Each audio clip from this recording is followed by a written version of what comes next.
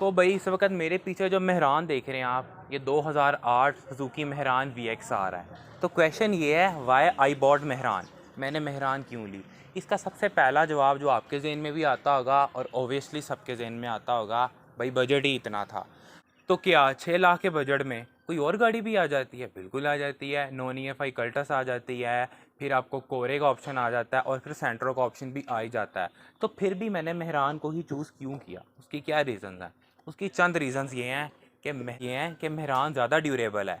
सबसे बड़ी बात जो मेहरान की मुझे अच्छी लगती है, इसका स्पेयर पार्ट बहुत ही ज़्यादा अनएक्सपेंसिव है, बहुत ही ज़्यादा सस्ता आ जाता है। फॉर एग्ज़ाम्पल अगर इसके दोनों बम्परों की बात करूँ तो इसके दोनों बम्पर 1800 के आ जाते हैं।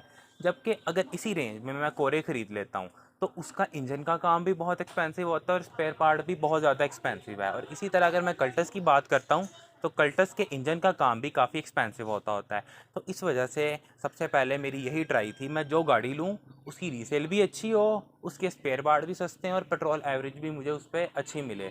तो भाई इसको लिए मुझे तकरीबन हो गया 1 महीना। इसके मैंने कुछ काम भी करवाए, इसके कुछ प्रोस और कंसर्न्स, हर चीज़ को देखा कि इसके फ़ायदे क्या हैं, नुकसान क्या हैं। इन्हीं के बारे में मैं बात करना चाह रहा हूँ। अब इसके फ़ायदे तो मैंने बता दिए कि इसका स्पेयर पार्ट सस्ता है, रीसेल अच्छी है, पेट्रोल एवरेज भी ठीक मेरी 15-16 तक आ जाती है, लोकल लॉन्ग पे थोड़ी और अच्छी हो जाती है। ठीक है। अब इसका सबसे बड़ा जो नेगेटिव पॉइंट है वो ये है, इससे पहले मेरे पास स्विफ्ट थी। इसका AC कुछ भी नहीं है मेहरान का। इसका AC जस्ट लाइक ऐसा ही है कि बस जब तक उसकी हवा पड़ रही है तब तक ठीक है, उसके बाद बेकार है। दूसरा, मेहरान अनकंफर्टेबल है। तीसरा, फोर फॉरवर्ड है और इसका जो फिफ्थ है वो रिवर्स होता है। तो भाई जो इसका फोर फॉरवर्ड वाला सीन है मुझे वो सबसे बुरा लगता है, क्योंकि इससे पहले जो मैंने गाड़ी चलाई थी वो 5 फॉरवर्ड थी और 5 फॉरवर्ड में बहुत ही रिलैक्स फील होता है गाड़ी को भी और चलाने वाले को भी।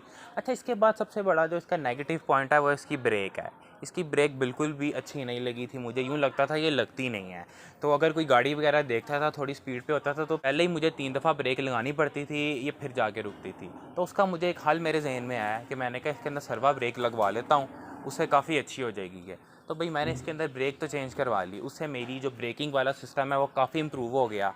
फिर मैंने इसको, आप जो अलॉय रिम अभी देख रहे हैं इसको, ये मैंने इसको चौड़े अलॉय रिम और साथ में टायर थे डलवाए ताकि ये थोड़ी खूबसूरत लगे।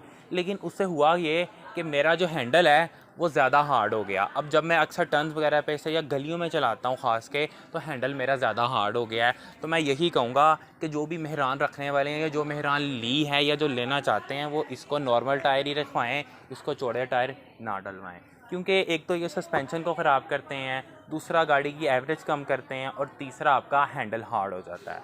अब रही इसकी कुछ और बातें कि इसका जो मैंने काम करवाया है, इसका जो भी मैंने काम करवाया मेरा कोई ज़्यादा ख़र्चा नहीं हुआ। इसकी नॉर्मल सी मैंने थोड़ी सी डेकोरेशन करवाई है, साइडों वाले लगवाए और इसके साथ ही साथ कुछ इसी तरह डेक वगैरह का काम करवाया, जो कि सब मेरा नॉर्मल कोई 15-16 हज़ार के अंदर हो गया।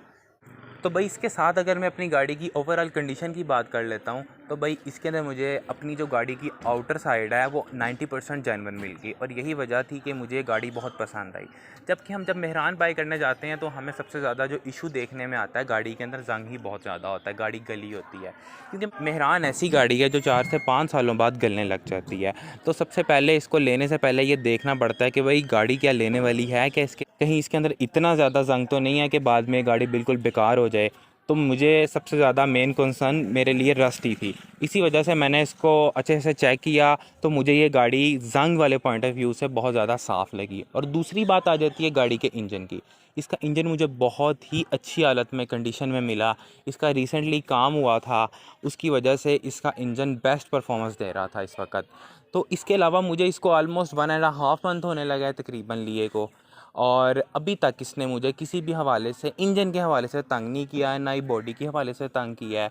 इससे हट के जो मैंने गाड़ी का काम करवाया था उसके अंदर मेरी गाड़ी के सीट कवर्स आ जाते हैं, आप देख सकते हैं ये बहुत ख़राब हुए थे। ठीक है, उससे हट के मैंने ये कंसोल वगैरह लगवाया था, ये फ्रंट वाला, उससे गाड़ी की लुक ज़रा प्यारी हो गई।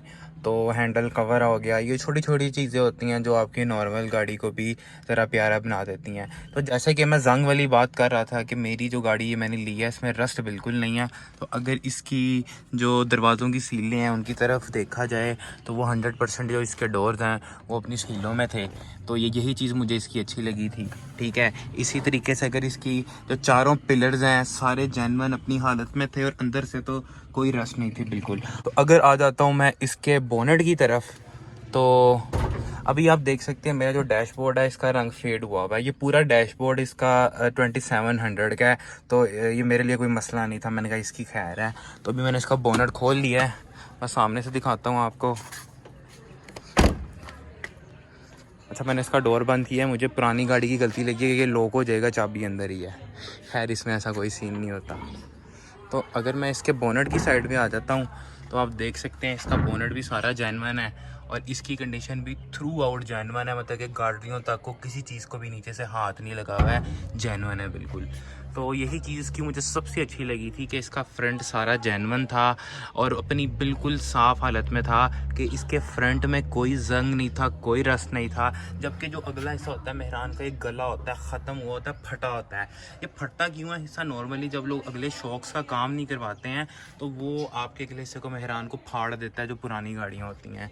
तो कुछ लोगों ने संभाल के रखी होती है, इस वजह से ये गाड़ियाँ एक अच्छी हालत में होती हैं अभी तक, एक चलाई जाने वाली हालत में होती हैं। और नेक्स्ट मेरा प्लान है कि इसको मैं लेके जाऊँ अपने साथ मरी वगैरह वाली साइड पे। जैसे कि मैं चौड़े टायरों की बात कर रहा था कि ये जो टायर्स हैं ये आपकी गाड़ी का हैंडल हार्ड कर देते हैं और इस तरह के कुछ मसले वगैरह होते हैं।